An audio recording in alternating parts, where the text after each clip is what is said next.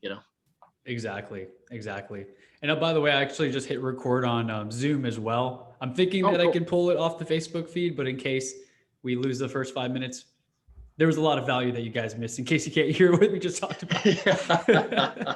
Sorry. Yeah. Yeah, my Yeah. bad. You guys really, that was the secret right there. The You secret missed the one sauce was all in the secret. first. But Yeah. basically, to reiterate, if for whoever's just joining on Facebook Live or tuning in, we learn a bunch of nuggets every day, and there's so much shiny object syndrome going on that a lot of times we don't implement the great ideas we already have. So new ideas are kind of futile until you actually take action on what you've learned. So, but yeah, Cameron, I really enjoyed that conversation. We met for three Oh, hours dude. that day, I think, and we I were just know. sharing nugget after nugget. Well, I guess I'm always impressed by even when you were at Cinna, doing wholesaling, I was just always impressed by the way you can create funnels, and have all that together, because it's like, and do it, you know, for what they call it, evergreen, right? So it's like you Yes, set it up yes. once, and everything, all the tenants are coming in. Well, I say tenants for us, but The you leads. guys, client, yeah, the leads, whatever it is, and it just funneling down until they get to you and the value that you have to bring. But you have 3 or 4 or 5 different people working behind the scenes, Right. transaction coordinators, VAs. I mean, it's like, dude, I was just so impressed with that. So just Thank to you. like to reiterate from some of the earlier conversation, I was real excited when I saw that you were doing a productivity thing for agents. So are there any tools or things, like, was a lot of it some of the stuff we were talking about in that conversation, or what else is kind of involved in that, Chris? Yeah, so a lot of what's going to be talked about on that webinar and the course that I'm creating for real estate agents in particular, since I am a real estate agent, Hmm. it's going to be a lot of the stuff that I've learned and stumbled upon and executed on, because of course there's so many greater ideas that I've probably had that I haven't done yet, Hmm. but I've implemented things along the way that I feel have been the most impactful immediately, if that makes sense, such as Yeah. getting a transaction coordinator, getting showing assistants. Man, Yes. those things opened me up. We were talking about that where we could have a 3 hour meeting because you've got Liz helping you behind the scenes, and I've got a few Yes. assistants right now working. And not to say like assistants or virtual assistants. I mean, basically team members is how I refer to them as, Yes. where they are an integral part of what I do and how I do it in my 100%. delivering value. They are all a huge part of that. So it's going to be talking about just where I'm at right now, how I've been able to scale up and have some of these huge months. And as most real estate agents listening to this know, if you're doing 3, 4, 5 deals a month, that's a lot of little things here and there that add up pretty fast, right? Deadlines and Dude, timelines and cashier's checks you got to deliver. I can't, I mean, really, when we were sitting there and you're like, look at all that's been done on a Slack or whatever the communication channel you While were I'm using. here with you. Yeah, and we were just sitting there having coffee, like, yeah, hold on, let me see. Oh, yeah, all this is being done behind the scenes, everything. I just got to show up and collect my check. I mean, I was just real impressed by it, and let alone, I mean, Chris, how many people? I mean, I can't remember the number, but it was like 70 or 80% of agents only make it through their first renewal. I mean, it's something really, or Yeah. don't make it to their first renewal. It's like it's over half that don't make it. Right. And I Let mean, that's alone, with like businesses and everything. I mean, yeah. anytime somebody starts something, even New Year resolutions, it's Oh so gosh. likely that they're going to quit a couple Yep. months in, a couple weeks Yes. in sometimes. I heard some crazy statistic that by February, I think 80 or 90% of people, I don't know how they would track that, but I mean, it sounds like it would be true. Like 80 or 90% of people already give up on their goals that they Oh, set dude. a month before. It seems Yeah. crazy to me. Oh, dude.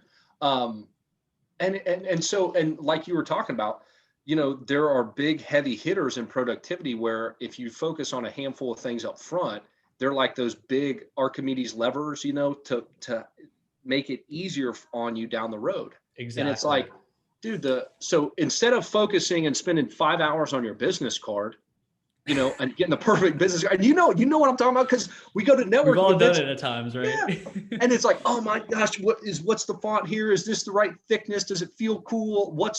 And it's like, nobody cares. Get out there and sell or set up this stuff that's evergreen, Yeah, that creates leads and helps you manage this stuff for perpetuity. absolutely. I just heard this on a podcast the other day. I'm sure you've read the book, The One Thing. Have you checked that one Oh, out? oh yeah. So I wrote it down at the beginning of my notebook. So every time in the morning, I have a sticky note here where I read this affirmation. I'm so grateful and thankful, and I love how much money I have in my life. I read that every morning Nice. before I look at my vision board. But right above that, I wrote down this as a reminder. What's the one thing I can do such that by doing it, everything else will be easy or unnecessary? Fancy business card, that is not at the top of the list. That is definitely not. Dude, I love, so in that book, he probably gives you a couple dozen, well, maybe half a dozen examples for each area, like your health, relationships and everything. So I took a couple of those I really liked, and I do that every week. So I've got the things I review, goals I review every day, but that's one of those that I look at the week. So what can I do this week? What's the one thing I can do this week that'll make things either easier or unnecessary? And it's like whether that's in your business, with your team, crushing your company goals or whatever it is. And it's like, damn, dude, that helps separate. Yes, that cuts through the weeds quick. Definitely. And I've just been listening to a lot of podcasts and motivational clips. And every time I hear a little nugget where it makes sense and it, but it really just hits you a certain way, I've been typing them out as statuses. So the other day, 2 days ago, I typed this one out. When you ask bigger questions, you get bigger answers. I saw you posted that, dude. That is very good. Yeah. Because we're usually asking all these little stupid questions. I mean, oh, what's this? Or what's going to happen when that happens? I'm trying to think of a dumb question right now, but I'm just so smart. I can't think of it. No, I'm just kidding. We all have those little questions where we're worried about little problems. And yes. And it's funny because I've been so reading books about monks and, just not being tied to possessions. Somebody mentioned like, oh, like, is your car scratched? Did someone key your car? And I was like, dude, that's not even like the slightest, unless it's a Ferrari or Lamborghini.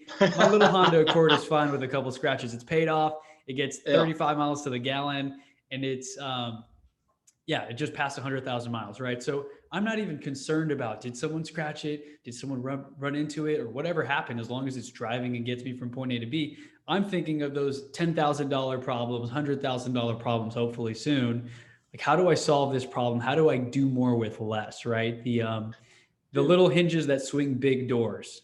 Dude, that is such a good quote. And it's so true. The, kind of catching up from our last conversation, booking Calendly, man, you wouldn't believe, I mean, seriously. Have you been using it? Dude. Let's just say I've used it for 4 months. I guarantee you that I've saved myself between 5 and 10 hours, just so say a few hours every month. But that sounds inconsequential, but you know what I'm talking about. That's a lot of time. It is. Go into your email for 2 hours and see how much work you get done. I mean, it's like, dude, it is such busy nonsense work too. It's like, well, when are you available? When are you available? And Chris, it's helped me out substantially. I think you got me really motivated to go out and start looking at these ways to delegate and automate. Yeah. And that's so cool to hear, though, man. I didn't know that. Like, sometimes you take it and run, and I'm glad you're one of those people who actually execute on something you learn. Dude, well, I'll give you one thing I stole from you. So the book a 15-minute call with me in your email signature. I mean, sorry, dude. When you said Calendly, I'm like, this is so brilliant. Like, boom, done. But yeah, dude, just implementing that saved me time. But it also, so recently I just hired a bookkeeper to handle all the property management bookkeeping stuff. And dude, I went through 20 different companies. And from number 1 to 20, we had scheduling things, and Calendly helped. I mean, let alone did a productivity tool help another big hinge by getting me a bookkeeper. It was just like, it's just, you're stacking that stuff, man. That saved me time. Now it helped me with getting a bookkeeper more quickly. And now that's going to save me even more time. I mean, it's like, it's crazy. Dude, I think if I had to give, and that's why I keep on saying, like, I joke that Calendly needs to sponsor my podcast or something, or maybe I can find an affiliate link, because I've spoken about it. And of course, there's other programs out there that are probably great, Acuity scheduling, and I don't know, the Acuity and then Calendly are really the only ones I can remember right now. But Calendly is just easy to use. There's a free version you can use if you have a single link. Of course, I don't mind paying $10 a month for the premium or one of the premium accounts. Man, I'm brainstorming. What are all the meeting types I can have? So the coffee meeting I had this morning, scheduled through Calendly. The lunch meeting, scheduled through Calendly. Actually, our meeting right now, I just sent you the manual thing since we talked about it yesterday. Yeah. But the buyer consultation call I have today at 5 p.m. done through Calendly, and they play by your rules that you set. That is probably my biggest Yes. takeaway by this for this year on Yes. scaling up, and that's like my favorite freebie to give out. Because here's an example: Saturday, someone messaged me, "Hey Chris, I have a question about real estate. Can you help me?" I'm like, "Sure. What's up?" Basically, they want to buy a house. They don't know where to start. So much information out there. I sent my booking link, and chances are they probably were free that day or on Sunday. But my rules say you have to at least wait 24 hours and you Yep. can't book me on Fridays or Sundays. So today, Monday at 5 p.m. is when the call is, because I'm creating my schedule in a way that is optimal for me. So now I'm finding that, Yes. wow, I don't have anything booked on Friday, and it's done by design. So last Yes. Friday I went for massage at noon. I went indoor skydiving at 2. I didn't do any work, barely. And then when I got home, I recorded a couple of podcast episodes. So today's podcast episode and Thursday's podcast episode, it's taken care of. It Yeah. was done on a day that I wasn't even planning on working, because my schedule was optimized in a way where I can allow for that time for myself. Dude, that was one of the big things. It's like, I come from a blue collar background where it's like work, work, work, work, work. But honestly, and it's so hard when you're in the trenches. I can vision myself there, and I didn't understand the work smart, not hard Right. kind of deal. And you're just so involved that you can't see that you need to do less to do more. And when you understand that, it's like, It's I mean, crazy. just the bookkeeping thing, Bello, that I'm going through right now. It's like, Yeah. that's going to free up 2 to 4 hours every week, and that's almost 20 hours a month. And it's like, holy Moses, I'm paying, and you're paying three to $500 a month for that. It's like, that's a win-win-win. It absolutely is. And it's like you said, I mean, coming from that certain mindset, I mean, my parents have that too sometimes, in terms of like, you're spending that much money on that. Why don't you just do it yourself? You could save that money. But you have Yeah, to think of, you're not a bookkeeper. That's not your focus. And that's not probably what you really want to do, with your exactly. full time. So when you pay for those other things, bookkeepers and lawn mowers and people like that, I guess yard guys, I'm not sure what the phrase is. When you outsource all those things, you free up your time to focus on the things that move, the little hinges that swing the big doors, those 20K commission checks or those huge Yes. clients. Where, how do I do more of those? Let me focus on that so I can pay, $500 a month on a bookkeeper or on the Yeah. yard guy. Dude, they're going to do it better than you. The lawn guy is going to cut the lawn better than you because he's been doing it He's forever. got all the equipment. Yeah, the bookkeeper is going to bookkeep better than you can because that's what they're good at.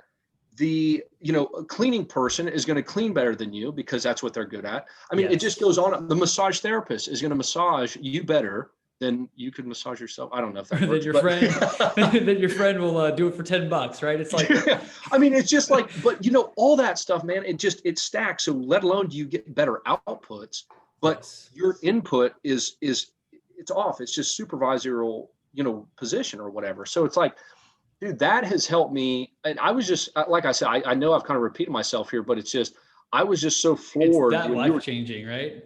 it The was, and I was just just so floored by everything. you, some of the stuff that you've set up and done to help out. Is there any other like big tools or things that, you have used? I know there's many, but what's the other big, like, hinge that's swinging doors for you besides Calendly?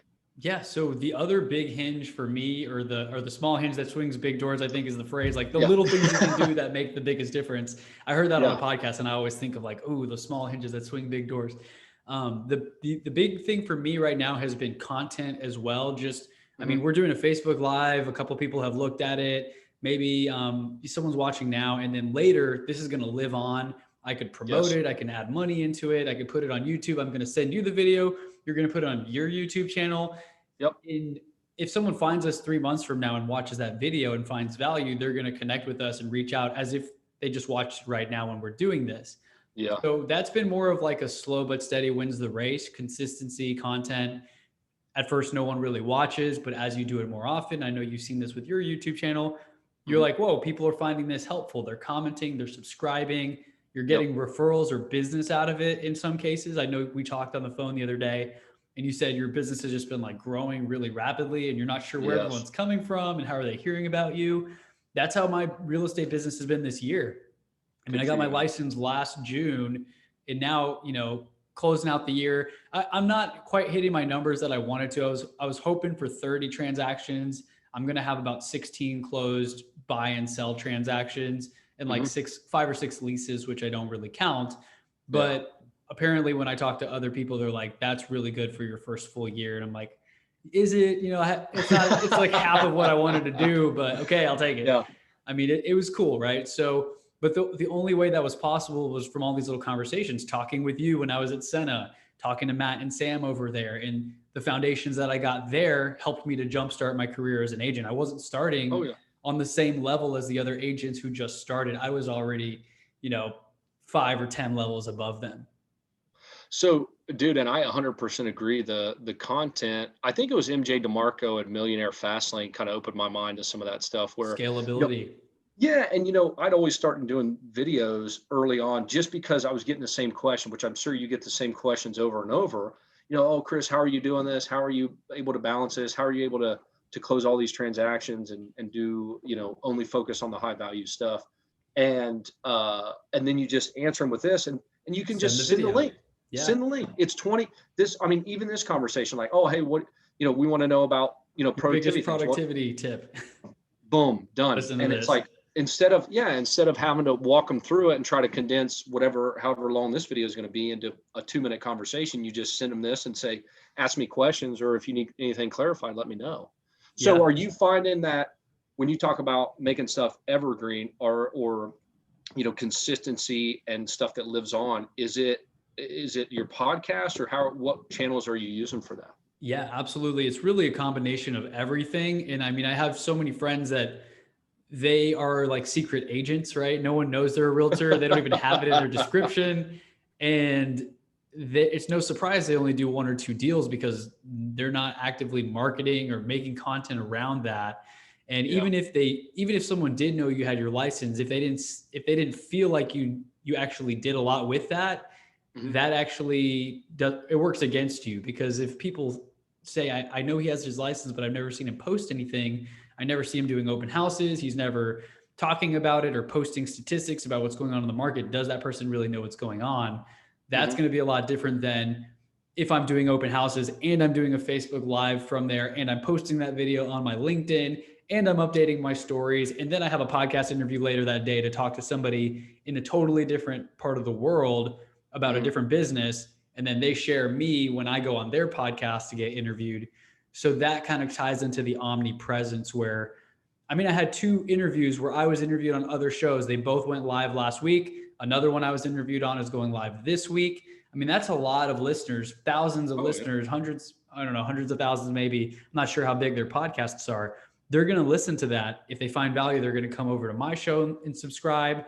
If they are moving to Houston, they're going to reach out to me. I heard your Yep. podcast on so-and-so's podcast. And the craziest connections like that can happen. I mean, I think I've sent you some business as well, right? From our connection, I made a friend at an event. He was Yep. looking for a property manager. I connected him with you. And I think he's looking for more properties, if I'm not mistaken. So he's Oh yeah. probably going to be working with you more closely here soon again. Well, and yeah, I mean, that's, gosh, you talk about, that's the thing, Chris. I think people try to do so much and then they just do like A one little bit of video everything. yeah, they do one Yeah. video, they do everything half-assed. They do one Yeah. video every quarter. They write one article a year, but they put out one bandit sign a week. It's like, I like how it's just one bandit size is going to be the one that gets me yeah, the deal. Right. but you know what I'm talking about? Like, instead of doing, okay, I'm not going to do any of that other stuff. I'm going to own the bandit signs and put those out every week so Everywhere. consistently. And then when I have that down, I'm going to go and do the next thing and then own that segment. Exactly. So I think something that we talked about this in our last conversation. I think whoever's listening would get a good kick out of this. How are you scheduling your podcast and then thumbnails and stuff like that? How much of that work are you actually doing? That is a great question. So let me see. I want to see if I could probably actually share my screen. Oh, I don't know. I don't want everyone to see the link and then like try to book a podcast, because I'm very selective with who I have on the show now. But Yeah. basically, I got this idea from when I was booking to go on another show. I was previously doing Tuesdays and Thursdays. And at first, I would let people book me any day, which was kind of crazy because I wouldn't know what was happening next week. Someone might book a podcast for Monday morning or Thursday afternoon. It was very hard to plan. Mhm. And I saw the idea, another podcaster, they had 1 day a week where you can book because you can see everything's grayed out, except there was a blue circle where you could click on Calendly on Tuesdays only. Mhm. And I saw their time window was maybe a 4 or 5 hour window of time. And so that is what I got inspiration from, where I said, hey, Tuesday is going to be my podcast day. I know Mondays can be kind of busy and crazy. And with real estate, a lot of things that are closed over the weekend open on Monday. So I want to be able to make those calls if I need to. But on Tuesday, it's usually a pretty sane day. I know Mondays and Fridays are kind of busy with the cutoffs for real estate title companies and things like that. So Yep. Tuesdays are when I do my bookings, and I have a rule in place where I won't have more than 2 podcasts in a single day because each podcast goes about an hour. Usually they run about an hour, and I don't want to be doing 5 hours in one day. I might get burned out. So now I find that I'm energized. 2 is great. I got to connect with people. I got to talk for an hour, and it's not too much where I get burned out. Yeah. And the rules in place also limit it. So I'm not doing 3 or 4 in a day, and I'm only doing 2 per week because I have Tuesdays available, 2 bookings a day. And sometimes it's only 1 a week, like right now with the holidays, things are slow. Yep. So I've been doing more solo episodes. It's harder to get guests because they're already booked for the year. They're starting things in 2021. Yeah. But man, when I tell you, I just am so peaceful. I have nothing is urgent. There's no phone call I could get right now that I would be worried about because everything's scheduled. People have links to get on my calendar. If it's important, it's on my calendar. And if not, I'll get back to it, if they leave me a voicemail or send me a text or email. I need to get out of the property management business then, because I got to have my phone on me all the time. No, man. Calendly, even on the property management side. So I use it now for scheduling, owner meetings. So I say, yeah, tenant, you have a problem that's elevated above a normal thing. Here, schedule a time. There's parameters when you can do that. Hey, we have a quarterly owner meeting. To review all the financials and talk about any issues. And I can run them through a set of questions before they even can book. So if they want to book, they got to go through and answer all these questions. So I'm already getting information to save time. I'm primed before we even have the meeting. So it's like, dude, that was such a big thing. But so you're using Calendly to schedule and you've limited yourself to 1 day a week. Yep. So what happens after the recording? Yeah. So trying to dig into all the secrets. Yeah. So right now. Well, I just think it was so, dude, from some of our conversations, I just love the fact that everything has a process. It was just so from soup to nuts, and how much you were involved was what you needed to be involved in. Yeah. Nothing more. I love that. And I mean, it's from having these conversations. I had coffee before I answer your question. I had coffee with another investor friend a month or 2 ago, and he was frustrated with COVID and all the lockdowns and all the restrictions and stuff. Cause he's like working an hour a day and he's making pretty good money. And I was like, what do you do all day? Like, I'm trying to find stuff to do. I went indoor skydiving. Like, I'm trying to take up new hobbies just on top of exercising. I like that to do that consistently. But I was kind of happy to hear that he was only working an hour a day, and that's okay. You don't have to fill all the blank space with work and grind and hustle, because I'm kind of pursuing this lifestyle freedom and balance to do the things I actually want to do while moving the needle for clients and stuff like that. So after I record a podcast right now, let me say that for 2 years, like you said, I was so stuck in the business and in the day-to-day and doing the things that I never took the time to slow down and outsource this. I wish I had done it sooner, but for 2 years, I would record the podcast on like Sunday night and I'd have to listen to it and edit it to make it go live by Monday. And it was kind of stressful, unnecessarily stressful. Maybe it wasn't that quiet in the house or the dog was barking. So I'd go like record the audio in my car, in the driveway. Like, it was so much harder than it needed to be versus just time blocking and recording 2 episodes back to back. And now like this recording that we're doing now, I mean, we haven't had any huge issues or, saying or ah, but if we did for any reason, I would export this video, upload it to a Google Drive that I share with my VA.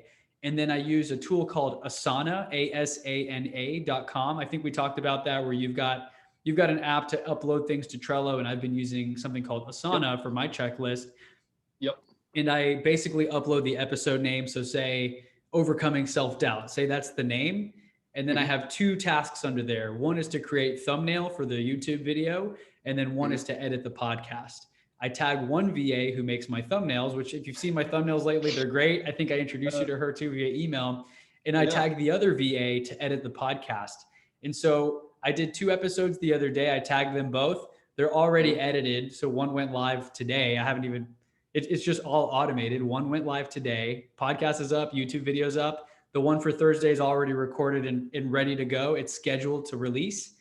And like you said, I mean, that opens me up to have coffee, lunch meetings, Zoom calls, buyer consultation calls, and get in front of more people, because all those other things that I was spending time on and wasting time, I guess I had to go through the motions, but now that would be kind of not the best use of my time.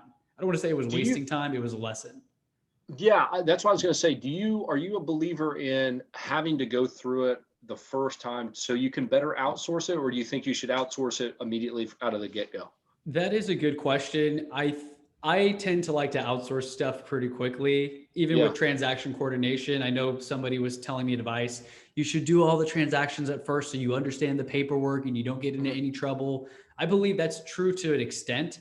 But again, since I had already had some education from working at Asana, I knew how to read the Trek contract and basically the things that were most important in that thing. There's all these other supporting docs and wire fraud notice, and KW is super big on compliance. Man, they would cringe at some of the contracts and the offers that we closed successfully without any issues at all. But I guess technically you could open yourself up to some legal issues or technicalities if a box wasn't checked that should be and something came up later on. But so to answer your question in a shorter version, I think it's important to know a little bit, but depending on the extent and maybe the legal ramifications, like a contract, you might want to do a little more due diligence and understand that before you outsource it. But for something like creating a YouTube thumbnail video or thumbnail, I don't need to be spending 45 minutes in Canva trying to, add pop-ups and make a cool graphic. Someone else can do that who does it way better, does it in Photoshop, and I pay $5 for it instead of spending 30 or 40 minutes to make one that's not as good. Right? Dude, man, you're only spending 45 minutes in Canva? I was like hour and a half. You're like, dude, I'm 3 hours in. Like, oh man. 8 views. Woo. Yeah. No, I mean, dude, it's so true. I think 100% I'm with you on that. It's like, you want to know enough, but there are so many things that, like, I tried to hire a VA way long ago, and I didn't know exactly what I even wanted them to do. And it was kind of a fiasco, know, but once you have that down and like these things are sucking up your time, man. I mean, that just, like you say, $5, if you can buy an hour for $5, I mean, if I tried to pay you to go do something for me for $5 and it was going to take you an hour, would you do it? I mean, at some point I probably would have, right? I mean, back in the day when I was 15, 16, that an hour, $5 an hour, I think I was getting paid $6.35 to push carts at HEB and bag groceries. We've come a long way, let's just say. But I mean, it really depends, right? And like you said, I mean, there are other countries and things like that where like $5 an hour is actually pretty good, like Philippines, I guess, Costa Rica, maybe. There's different wages, but you can basically pay someone a pretty good wage for work that, like you said, here, maybe it'd be hard to find someone to pay $5 an hour to make you thumbnails or run errands for you or whatever the case may be. Yeah, man, that it's just so incredible the amount. And now I think people are getting less worried about it with COVID because people are working from home. They're more comfortable with the Zoom type meetings. And it's like international work is becoming more and more of a commonplace. And I think it's come a long way. I wish I could remember the company I used for the VA services. I mean, this has been a couple of years ago, and I was just having to do little stuff, but I didn't have the systems and stuff in place to give them. Like you kind of had more defined stuff. How many VAs are you working with now, Chris? Right now, and I'm going to dive into all of this and the structure in the webinar that I'm doing on Wednesday. I even have I was working on the slides yesterday. It still needs some final tweaking, but I have a little picture of a structure that I drew out in my notebook when I was planning, like, okay, if I'm the CEO of Chris Bello, I like to think of it like that. If I'm the CEO of me, who do I have doing certain things for me? It's not even really a real organization. I have no full-time overhead for in terms of people helping me, but there's 3 people on the real estate side. There's a transaction coordinator and then 2 showing agents that can do final walkthroughs and all of that. And then on the podcast side, I have a personal assistant who's kind of my main point of contact, and she's helping me spearhead a couple different initiatives and projects that I'm working on. She's even getting other guests on my show. So I'll be like, oh, look, I have a podcast next Tuesday. I don't know who this person is, but they filled in all the questions on my Calendly. So I have the link to their social media, their bio, their headshot. So 10 minutes before our call, I know who it is that I'm talking to and what we're talking about. I love it. And then I just record it and upload it for it to be edited. But I've got the personal assistant, and then I have 3 other virtual assistants. All 4 are based out of the Philippines. One edits my podcasts, one creates the thumbnails for the videos. And then I've got an 18-year-old currently who's in school, and he's editing my vlog videos. I just hold a camera up and I try to document what I'm doing. And he's, making $8 an hour, which is pretty good in the Philippines at 18. One time he told me, hey, Chris, can I get this video to you like next week? I'm studying for finals. And I was like, yeah, go ahead and study for your finals. That's fine. It's not a big rush. Like, I think you made the joke, 8 views, like some of my videos, like, hey, I made a vlog video. Oh, cool. 15 views. But I mean, my podcast is starting to pick up, and that's why I'm starting to make YouTube more of a thing.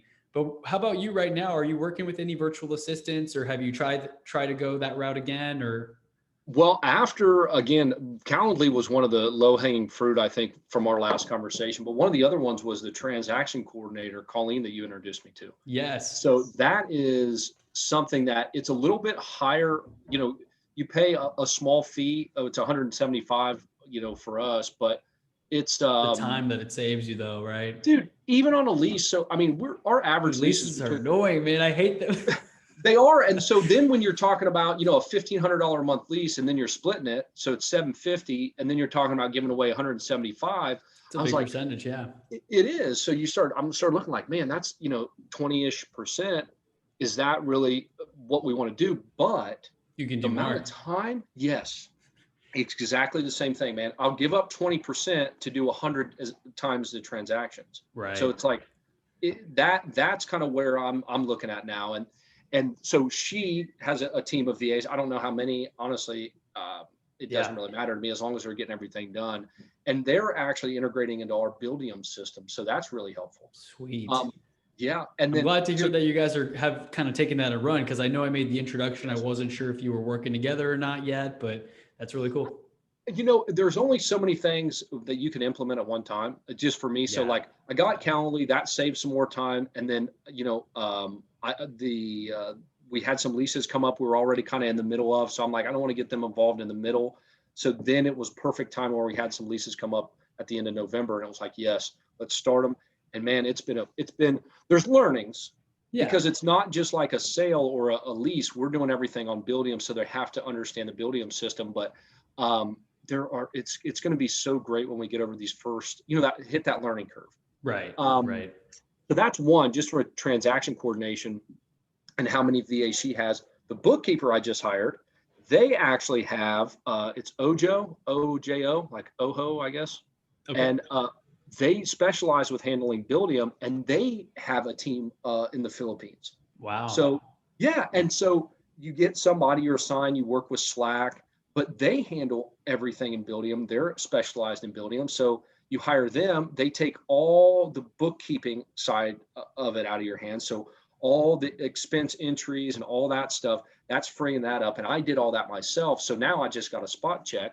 So really, I guess I've hired 2 teams of VAs, one to handle transaction coordination and one to handle bookkeeping. And then the next piece is going to be Liz. Liz is the property management assistant. And so we've got some higher level tasks throughout the year that we can give, that Liz is going to take over and give away some more automated stuff to some other VAs, which we haven't done yet. But it's kind of like, once I offload, again, it was like, okay, transaction coordination, bookkeeping, and now we're just going to keep stepping that up, Chris. That's it's awesome. Like, yeah, man. So I can sit down and have coffee with you and pick your brain on how to be more productive. And then, get more relationships, build stronger relationships with owners, and grow the business, and be able to do We have Exactly. 50 units now. We're going to go to 100 is the next goal. And man, it's just those two things have been such a stress reliever, man. So That's much. amazing, man. I'm glad to hear that. And I heard this on a podcast. I don't know if you follow the real Brad Lee. He's got his name's Brad Lee. He's got this podcast. I guess he knows like Grant Cardone and those guys. And his show is called like Brad Lee is Dropping Bombs. I don't really listen to that show very much, but Uh-huh. I heard him on another podcast about real estate agents. And I actually interviewed the host of the Zero to Diamond podcast. His name is Ricky Carruth. And Mhm. Brad Lee was on Ricky's show. And one thing that he said that really stood out to me, it was like a paradigm shift. And I think a lot of people who are watching this now or watch the replay later, they're going to get a lot away if they actually listen to what I'm about to say. But he said a lot of people say, I can't get an assistant. I can't afford an assistant. And he said, you're not going to be in business if you don't get an assistant because you're not going to have a business.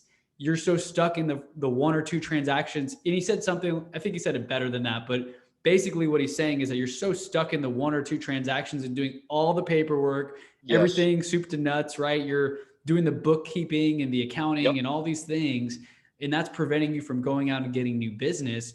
Meanwhile, Yes. I've already, if you get these systems and you've got Calendly, I've had 2 or 3 buyer consultation calls in a single week before where it's like, cool, the only things I'm doing are buyer or seller consultations. After that, I hand it off to my transaction coordinator. She sends all the documents for signatures. Yep. And then she schedules the photographers or whatever else that I tell her. Anything that I get right now, this is like, I say this so happily. Any request that I get right now, I can text it to somebody and they will take care of it for me. Dude,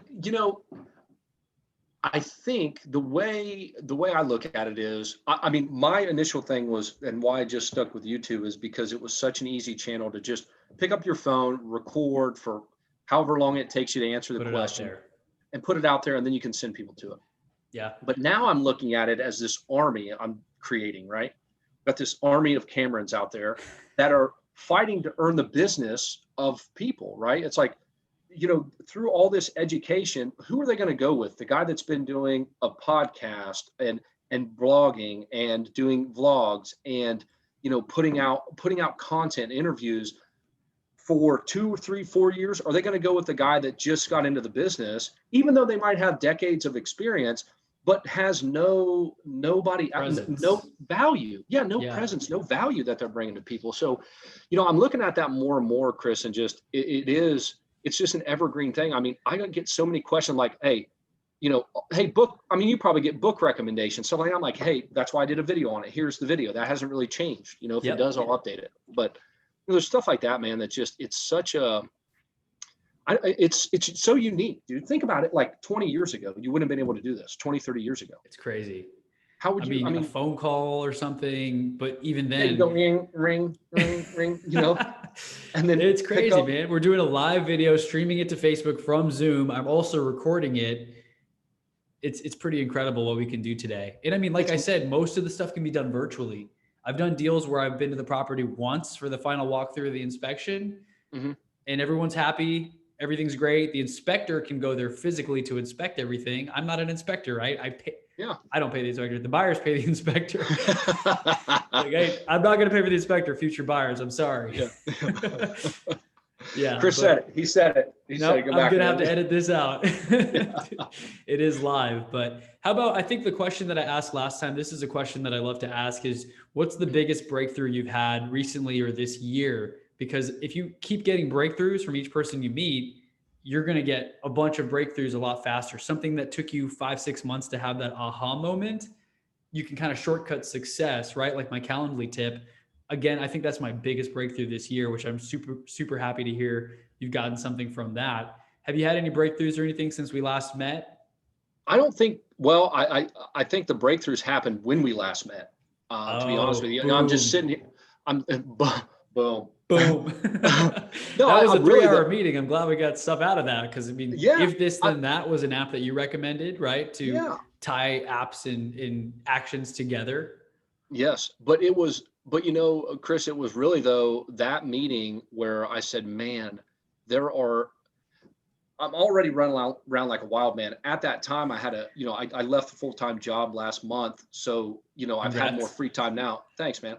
And so that, that has freed me up. But it was just like, when you talk about a thumbnail service that costs you $5 a thumbnail, that's like, it's almost moronic not to do it. It's like, if you know that and don't do it, then there's something wrong with you, because But it takes time to get to that. Because at first, it Yes. seems like common sense to just do it on your own. Why would you Yes. not do it, right? I mean, why would you Yes. spend $5 when you could just do it yourself? But then, like you said, 3 hours later, you're still working on this thumbnail, and you're like, it don't even look like it would if I just had the person who charges $5 make it for me. Yeah, and I think too, I think the big thing that people look at is they try to like outsource, maybe, oh, hey, I want somebody to come and pick up my groceries or do something like that. It's like, I understand if you want to save time on that stuff, but you want to do it so that you free up yourself to do other higher value tasks. If you Right. don't free yourself up, if you free yourself up and do nothing, you automated everything, house cleaning, dishes, eating, foods, going to get food, cooking, everything. If you automated and outsourced all of that, and then you're just sitting there and watching TV and playing video games, I'm not opposed to playing video games and whatnot, but if you just sit there and do that the whole time, you're not going to add any more business. So Right. when people outsource and automate some of these tasks, they just got to make sure they're focusing on the highest value tasks as well. It's like, that's why I did the transaction coordination, because that freed up a bunch of time. And that's why now the next biggest lever was the bookkeeping. I Right. haven't done the thumbnail VA yet. I appreciate the introduction. That's on the For next sure. list, but it's like one video a week that might save, a half hour a week, whereas I've got 3 or 4 hour things that I can save every week. That's why I wanted to go there, but it's definitely in the list of stuff to do, but you can only do so many things at once. Exactly. And I've got, let's see, I'm trying to see by WhatsApp. How are you on time, by the way? I know you said you're pretty open after lunch, because I know Yeah. we have 10 more minutes of the hour, but I'm open until 5. Honestly, we're not going to talk for 3 more hours, but No, I'd like to close in the next 10 minutes if that's all right, Chris. yeah, I got to that's run. perfect. You can't Yeah. meet for 3 hours like we did that last time. Dude, we schedule another one, man. Book me on calendar. That was great. And I've talked a lot with my virtual assistant, my main personal assistant on WhatsApp is what we've been using. But it's amazing to look back to that first message when I found her on Upwork. And literally, this was on July 11th of this year that I took the time. I listened to a podcast about, you need an assistant. Even if you don't know what to give them, get one, you'll figure it out. Yeah. And literally, she said, I originally hired her to book things for me, like haircuts and massages, and to help me do those things that I didn't even want to spend 5 minutes doing. And one of her first messages, "Good morning, Chris. Any plans for a weekend yet? Up for a massage or a haircut? LOL." And I was like, "Not yet. I just set up a few accounts yesterday. I'll share the logins with you." She gave me her email, and there were a few back and forth where I was like, I want to give you stuff to help me with. I'm not sure what would be the best use of our time. And she asked me somewhere on here, like, okay. I said, "Hey, I hope you had a great weekend. I'm thinking of more tasks I can give you. Do you do anything like email management? If I get a bunch of emails and forward it to you to organize and summarize what's important." I'm just trying to think of things like what annoys me that I hate to deal with. I know you said email earlier. Sometimes email gets a little bit overwhelming. Oh yeah. She said, "Yeah, of course. Let me ask you a few questions. Like, what are the things that consume most of your time?"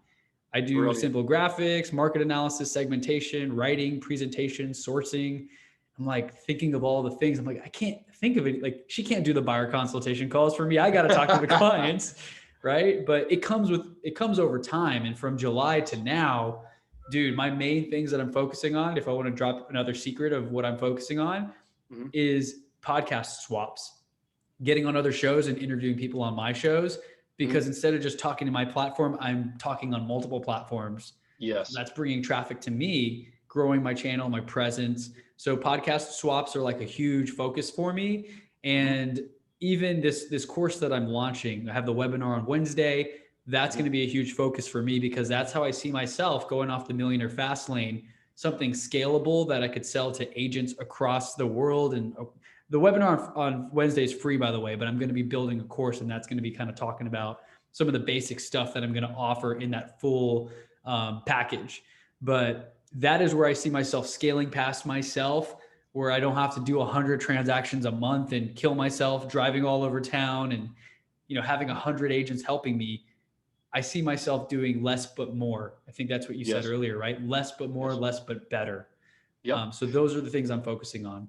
Go ahead. Yeah, no, I was just going to say, I think that that's the big thing. It's like you get up to a number, let's just say you do, and we'll put it in agent terms. Let's just Yeah. say you bring in $50,000 in commissions and you're doing everything.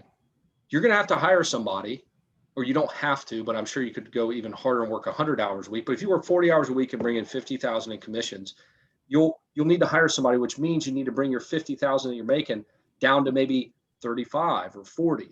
But you can do maybe Way twice more. the amount of work. So, or the amount of transactions. And so it's like, now you can go to 80,000 and do maybe the same that you were doing to make 50. And then you just keep doing that. Okay, now 80, now I got to bring it down to 60. I'm going to hire somebody else.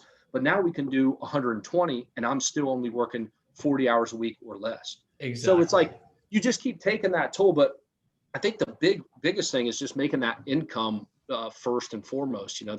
That's one of those things. And I think, Chris, but that was the biggest, to kind of go back to what you mentioned, the biggest breakthrough. I just think it's that automation, delegation, and leveraging the people who want to do what you don't want to do. Right. There are people out there who want to do it. They want to. The thumbnail people love to do that. Colleen and her team love to do the transaction coordination. People. Yeah. They love it. Yeah. So it's like it just doesn't make sense to try to bust your butt and not even enjoy it. Exactly. And spend more time doing it when you can focus on other values. So that long-winded way of saying that's kind of was my breakthrough. What about you? What did you have any big things? Yeah. So, I mean, I journal about this quite often, and every few pages and every few days, I will actually write down again. And sometimes it'll be the same stuff I wrote 2 days ago, but sometimes it gets more clear. And so most recently I wrote down, okay, my number one job right now is to generate leads through content, through connections, through business development, right? Like what we're doing now, the lunch that I got with a friend, the coffee I got this morning, all those things lead to conversations and introductions and connections. And then my ideal vision is to hand off all those leads to be fulfilled by other agents, and maybe give them a 30% cut or something like that, where all the actual work is not being done by me, because that's time consuming stuff. And sometimes it's the busy work, not necessarily the strategy. Yes. And then the other thing that I see as being my number one job is to automate course sales. Once I've got a course that I can build and monetize and just reproduce, right? I'm just going and talking on more and more shows, speaking on more stages, selling. I'm just looking at what famous authors and speakers do. They come up with a book, like Hal Elrod with The Miracle Morning. He has a podcast. He's talked on so many different huge podcasts about the miracle morning and the power of having a morning routine. And then he sells the book. People listen to the podcast. They join his Facebook community, which has like 200,000 plus people. And all you need is one product, one course, one sale. And of course, he's got all these different products now, but that's kind of his flagship product that started it all. And so I look at what these people are doing, and that's the way that I see myself scaling past just what I'm doing now here in the Houston market. Well, Right. I think too, Chris, you were talking about, maybe having some time to travel or work remotely or outside of Houston, but I think you've done it successfully. So it's not like, this 16-year-old kid who's sitting in his basement who's like, I want to create an online product and I'm good at, I'm good at some of these apps. So I'll just create it and then sell, try to polish a turd, or, it's actually like I'm doing it now and it's working. It's a cool. Correct. Yeah, it's not shit and you're trying to package it up and sell it. This is legitimate. You've done multiple, in a year or 18 months of work, you've done multiple transactions, made more money than you ever have in less time. You're the perfect example. You are the first person who bought the program. I'm the first man on Mars in terms of this. Yeah. Yeah. Well, let me ask you this, Chris. So you've outsourced some of the podcast stuff. Yep. Transaction coordination. How many? Let's look at just your podcast. Your podcast is pretty popular. How many hours a week do you think you've saved using some of the tools that you've used? So many. I mean, when I mentioned earlier that I used to edit my own podcast, say I had a 1 hour conversation, I would essentially be listening to that entire hour conversation and editing a couple things here and there. Some shows didn't need as much editing, but that's basically probably a little more than 2 hours by the time I edit it, add the intro and the outro music, create a thumbnail. I was spending like 30 or 40 minutes on that. So imagine Sunday night was recording it, editing, thumbnail, setting it up on YouTube. Man, and now I'm releasing like 4 1-hour episodes a month because I'm only talking for 4 hours and everything else is getting done for me. So, I mean, right there with that example, using those numbers, I'd say I'd at least save 4 to 6 hours in terms of listening again, editing, creating thumbnails, at least 6 to 8 hours, I would think. But also, I would be doing that with 15-minute episodes because I wasn't doing as many because I was like, man, I don't want to edit each 1 hour conversation. So I Yep. can do way more, 4 1-hour conversations, one a week. That's actually pretty reasonable. Yeah. But whenever I outsource that editing stuff, it opens me up to focus on my main 2 things, which I want to do now: content and connections. Getting coffee, getting lunch with people, making videos. That's all I want to do mostly. Obviously, I've got to like go to closings and stuff like that and help Gotta my hang out with your clients sell girlfriend. their houses. Yeah. Yeah, hang out with the girlfriend, get some exercise in, take the dog out. But in between, I mean, all those little things that I can delegate and outsource, like you said, automate and delegate anything possible that doesn't make sense or doesn't align with what I want to do. Give the thumbnail people the thumbnails, right? Don't make the thumbnails if you're not good at them and you don't like them. But Exactly. that's probably my big breakthrough. And of course, it's always shifting. So our conversation last time really helped me as well, because I'm like, this is awesome. You know what? How do I do more of this, of being able to connect for 3 hours? Yes. And it's from building those systems and delegating. And I'm glad to see you've already implemented the transaction coordinator and Calendly. Dude, it's been, So and cool. that has just those two. So tell me this. So you've given us, through this, I'm going to post this to our, share this with our email list and Thank you. our YouTube channel. So you mentioned Calendly. We've obviously both talked about that extensively. Asana. Is there any other technology? I know you're going to go over this more in that Wednesday meeting and probably even further in a course, but is there one other little nugget that you want to give the listeners? Oh, you got to be on the premium membership for that. No, I'm just kidding. No, is it free 99? Yeah, free 99. But no, it's crazy because it's so simple. When people ask me what I use, they think it's some fancy software. Honestly, I don't have anything that fancy. I've used a couple of different systems. Airtable is one that I've gotten some value from. It's kind of like Trello, but you can do Kanban view, like the card view, or you can also do a grid view. So that may be useful for some people to use. But honestly, my 3, if I had to do a top 3, it would be Calendly with the Zoom integration, where if I send you a link and you book it, a Zoom link automatically goes in there. I don't have to like add it in later. So that saves steps right there too, right? So Calendly and Zoom, and then Google Calendar. If you keep your calendar updated with everything, it's perfect, because when I send you a link, I don't have to worry about you booking over my mom's birthday dinner or something, right? Because it's already blocked out on my calendar. So top 3 softwares, I would say Calendly, Zoom, and Asana for me right now, just for my to-do list.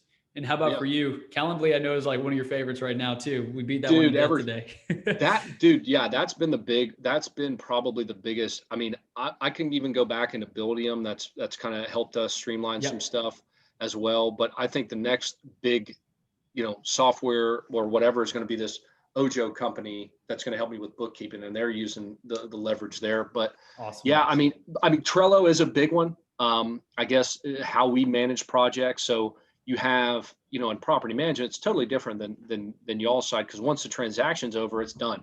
We continue this relationship with a tenant for 12 months, 18 months, 24 months, whatever it is. Right. So, we need to have a flag or make sure that we're checking the list when we have move-in, when we have follow-ups, when we send, the tenants, hey, make sure you clean the dryer, lint out. There's fire safety emails, there's flood emails, there's okay, they're getting ready to move out, or the renewal process, then they're going to move out. And then we have the move out process, the turnover process.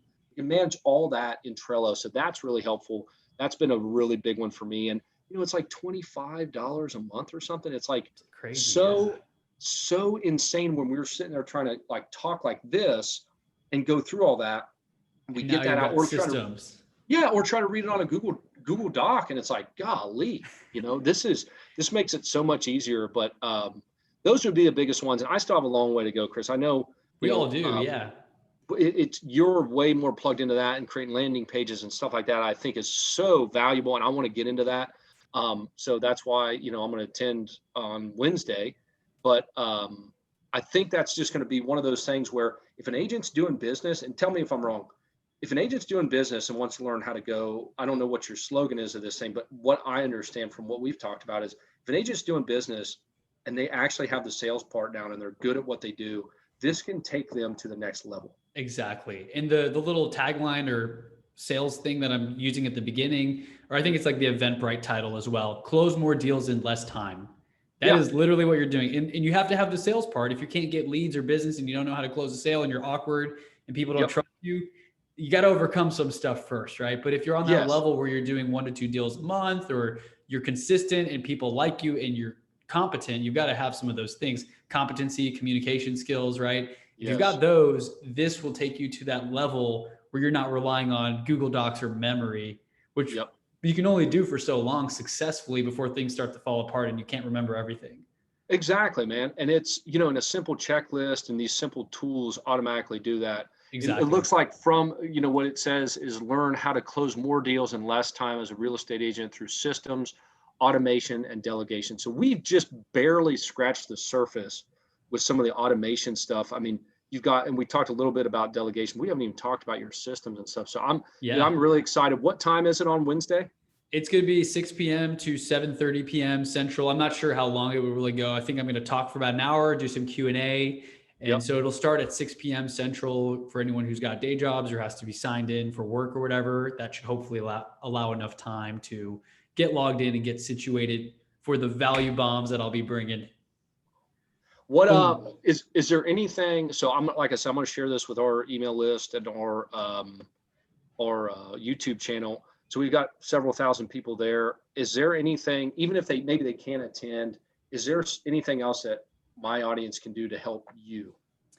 Thank you for asking that. So yeah, I mean, I'm always open to strategic podcast guest introductions. I love introducing or interviewing very up and coming people or people that are already kind of at a level where a lot of us aspire to be. So if you know anyone you'd like to make an introduction to, I'd love to interview them.